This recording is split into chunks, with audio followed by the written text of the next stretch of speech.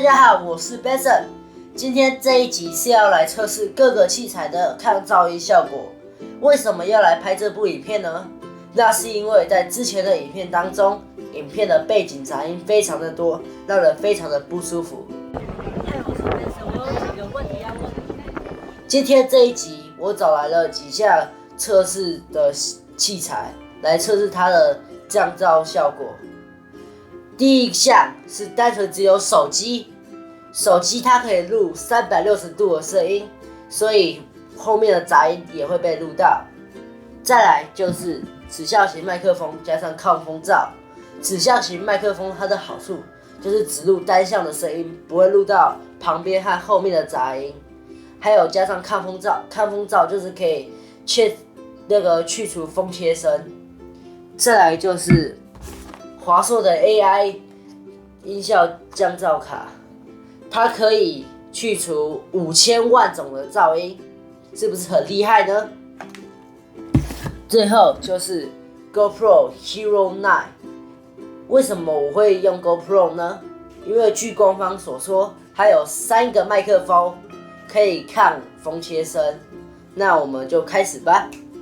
我现在在北投焚化炉的旁边，这里有2个高架桥，经常会有车子经过，所以这里的噪音非常的嘈杂，是一个测试麦克风降噪功能的一个好地方。在测试的时候，我会念书上的一段句子，来看它的降噪功能怎么样。那我们就开始吧。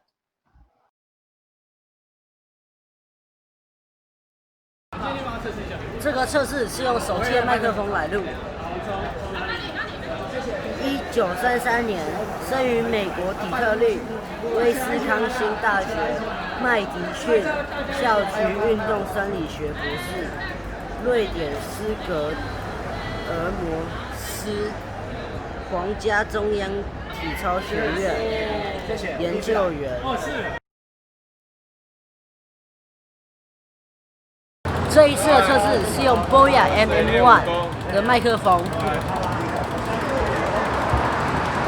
1933年生于美国底特律威斯康星大学麦迪逊校区运动生理学博士，瑞典斯德哥尔摩皇家中央体操学院研究员。这次的测试是 Boya MM1 的麦克风加上华硕 AI 降噪音效卡。1933年生于美国底特律威斯康星大学麦迪逊校区运动生理学博士，瑞典斯德哥尔摩皇家中央体操学院研究员。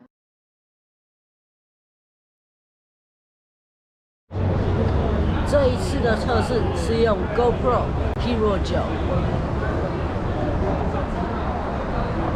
1933年生于美国底特律威斯康星大学麦迪逊校区生理学博士，瑞典斯德哥尔摩皇家中央体操研究院研究员。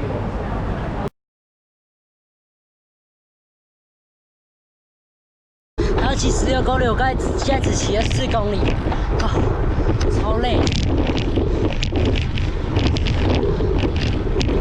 然后他们后面那群好像真的发生一些问题，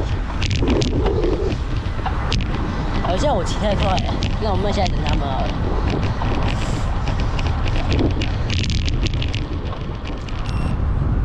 刚才经过漫长的换装，现在终于开始骑车了。这一次骑到的目标跟上次一样，都是骑去大直桥。那我们就开始吧。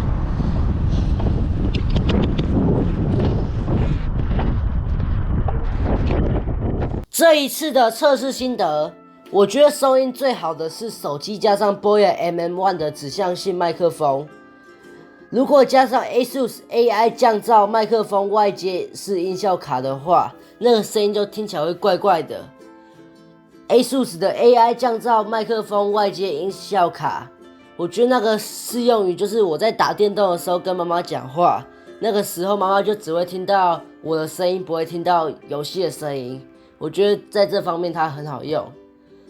再来就是 GoPro Hero 9，因为 GoPro 是运动摄影机，所以跟手机没有得拼。但是 GoPro Hero 9和 GoPro Hero 8比起来，GoPro Hero 9在骑车录音的时候，抗风切身的效果比 GoPro 好一点点，没有好太多。那今天的影片就到这里，如果喜欢的话，记得订阅、按赞、加分享。我们下一集再见，拜拜。